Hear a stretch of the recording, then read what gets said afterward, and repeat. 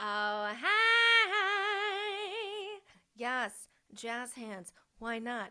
Hi, I'm Jessie. Laces, sometimes other names, but mostly I'm the head bitch, and don't you forget it. Welcome to my Super Weirdo series where we celebrate those who've defied expectations, broken the rules, and built a life and a career all their own. Today's guest is one of my favorite people in the whole world, Emily Kinney. She is an American actress, she's a singer, and she's a songwriter. If you haven't been living under a rock, you've seen her on The Walking Dead as Beth. Come on, we've all watched at least a few seasons of that show. I stopped watching when she died. Spoiler alert. You've also seen her in Showtime's Masters of Sex and the CW's The Flash and Arrow. No big deal. Her music is raw, it's vulnerable, and uniquely her own. I love that about her. Oh, and Em always has amazing hair and loves coffee, so basically, she's the best. I think that we should bring her on. Don't you think it's time to party? Let's go. Emily! Oh my god, it's so good to see you. Nice to see you too. How's everything? Yeah, everything's good. I've just been, still kind of hanging in LA and mostly being around my house, still kind of in the pandemic life, but inching my way out slowly. It's, it's hard. It's kind of hard. I feel you. Well, welcome to the Super Weirdo family, and thank you so much for being here. Um, to me, you're a builder and an innovator. And when you didn't like the box that was assigned to you, you threw it out and you forged your own path. So I am really curious where you get your strength and inspiration from. Oh, wow. We're just It's like, diving right in, yeah, girl. where do I get my strength and my inspiration from? I feel like I've always just had a real as far as like my career,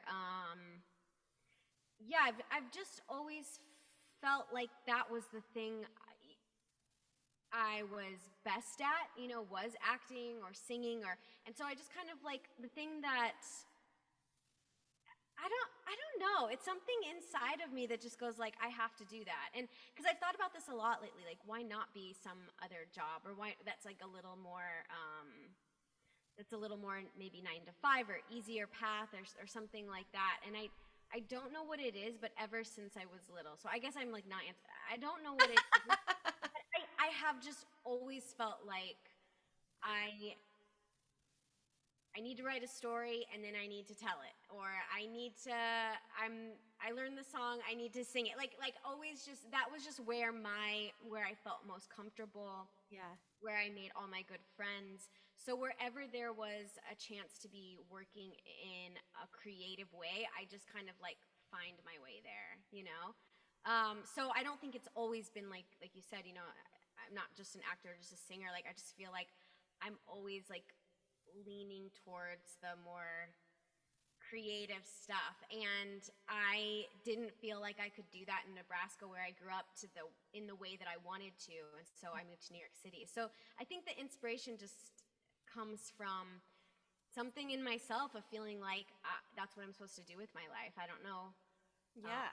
Yeah. Well, I think, you know, you're so good with words. So I think that to me what I got from that, it sounds like just being creative is where you find inspiration and strength, like having something to say and wanting to share it with your community. Yeah, for sure. And I think like when I was little, watching TV shows. I remember My Girl or Yeah. Leonardo DiCaprio on Growing Pains, or I would see other kid actors and I would think like, ooh, there's something there. Like they would be my inspiration. I'd be like, ooh, I want to do that scene. I want to act that out. Or I used to love the Carpenters or Mariah Carey, and I'd learn all the songs. So I also get a lot of inspiration just from other artists and hearing their stories and seeing them do something, and then it makes me want to do it too. Yeah. Was there like a pivotal moment, an epiphany, if you will, a singular moment, that changed the trajectory of your journey? Like what made you go, and this is a compliment because I think that weirdos are awesome, but what made you go from weirdo to super weirdo? Like you're in Nebraska. What made you change your journey? Like to be someone that was going to do the whole thing in Nebraska and then like moved to New York and then also pursued music. Yeah, I think there's been several moments. I mean, when I was a kid, it was just always in my mind. I don't think there was like one specific moment, but yeah, I mean, there wasn't one specific moment. I was just always searching for my ticket out, you know? Yeah. Like I applied to do this thing at NYU, and that was the first time I got to go to New York City was I got into this program at NYU, and I did that for a semester and didn't ran out of money. As we do. Yeah, New York City is quite a lot more expensive than Nebraska. Yeah, so then I came back to Nebraska, worked at coffee shops, saved my money back, Yeah. and it was just kind of like this drive. I knew that I wanted to go there, so I wouldn't say there was one particular moment, but as far as with music, I that is a little clearer to me because I was I was going to acting auditions, but I was going out to see music all the time. That was what I was doing with my free time, and so many of my friends were musicians, and I was so inspired by them, and I would go home and maybe like kind of in secret like write some songs. Yeah. But then I met my really good friend Conrad, and that was a turning point for me because he was the first person I sang a few songs for. He worked on the show Spring Awakening that I worked on, and he was the bass player in like in the band. And he said, "Oh, let me help you. I have a little like recording set up at in Harlem." And he helped me to record my first EP. And he was the one who was like, "Oh, you're a songwriter, actually. You're a and At that moment. yeah, and so just meeting him and sharing my music with him, I think, was a big turning point. Um, and then I can think of another and then again, just friends. My friend Simon, I remember saying to him that I had started working on some music, or somehow he knew or something, and he's a guitar player, and he came to the coffee shop where I was working in, and he'd said something like, "Oh, I heard you're writing songs like, well, I'm a guitar player. Do you want to get together sometime?" Guitarist, let's Yeah, jam. and I was like, "Oh, someday I'd love to do a show at Rockwood Music Hall." And he said, "Oh, I know Matt who books blah blah." And I was like, "It's like let's email him now." So like, I really think there's something about certain people in my life like that have been like, "Oh, you want to do this thing? This is how you do it." And all of a sudden that door is open and it's much easier than I thought. Because to me, the music industry was such a mystery. Yes, yes. And I think once you're in it, you realize how small it is for sure. But what have been some of the challenges and setbacks like you've faced throughout your very layered career? You don't have to answer about all the things that you do. You can pick a lane if you want. Yeah, I mean, I think one of the challenges has been the uncertainty of what's next. I think sometimes that can be really exciting because anything could be next, but I think what happens too is you can find yourself sort of waiting around and missing out on both like personal things and missing out on being creative because you're waiting for the one The other next thing, thing. yeah. Yeah, so I think that's one reason I do love doing music because it keeps me somewhat in control of like my creative pursuits. Acting, someone does have to cast you in something, or I mean, you can write your own play and you can make your own. That sounds so nerve-wracking, just like so much rejection. I don't know how anyone deals with it. I can barely deal with any sort of rejection. So I always am so impressed with actors that are out there every day auditioning and being rejected. It's a lot. I mean, I feel like me saying it's a lot, like I'm just, but it's a lot of work, and then it's like, no thanks, So Yeah. there is something to be said for after a round of rejections, being able to be like, you know what, well, I'd like to do a show, so I'm going to write some songs and book myself a little show at Hotel Cafe, and I will cast myself as the lead singer. I'm gonna cast myself, and I'm not firing myself. I think though that there's a good lesson in there. It's just kind of not getting wrapped up in the. I always say like do the work, stay out of the results, and so I think that it's a good practice to do the work and stay out of the results on a daily basis or weekly basis.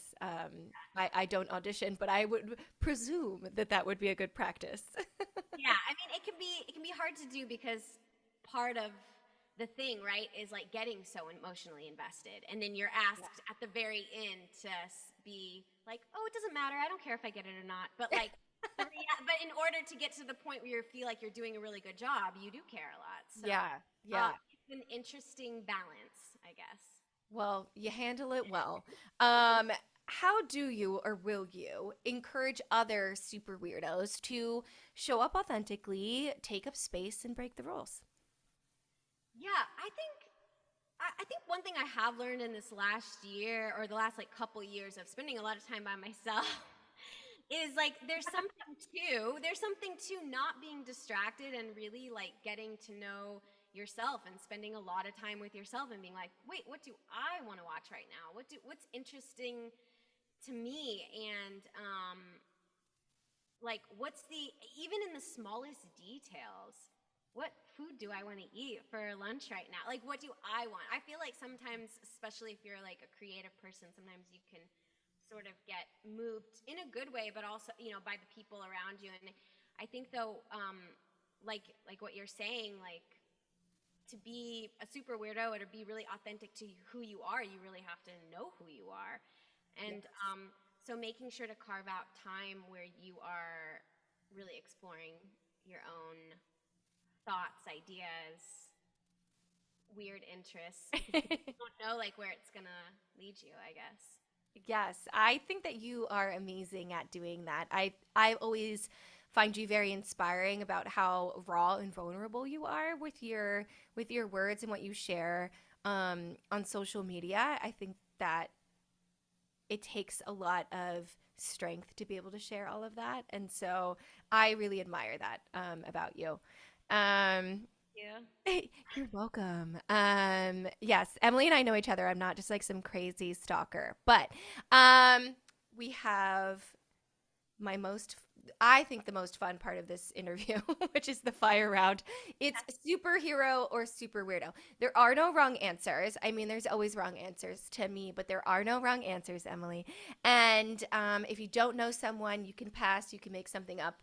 There are no rules. There are no rules. Okay. I would never do that to you. So, are you ready? Yes, I hope. I think. Oh, I think you are. I think you are. I can feel it. Okay. Superhero or super weirdo? Buffy the Vampire Slayer. Superhero. Okay. Anthony Bourdain. Super weirdo. Lisa But like Rinna. they're both good, right? They're both good. There's no wrong answers. It's just like, it's up for interpretation. Okay. Lisa Rinna. Super weirdo. Kanye West. Super. Super weirdo. Batman. Superhero. The Fab Five. Superhero. Anna Delvey. Oh, super weirdo. Chelsea Handler. Super weirdo. Quest Love. Superhero. And Barbie. Superhero.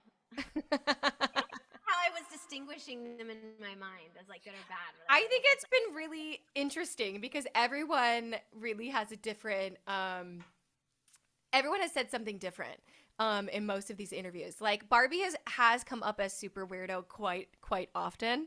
In general, everyone has decided that she is weird.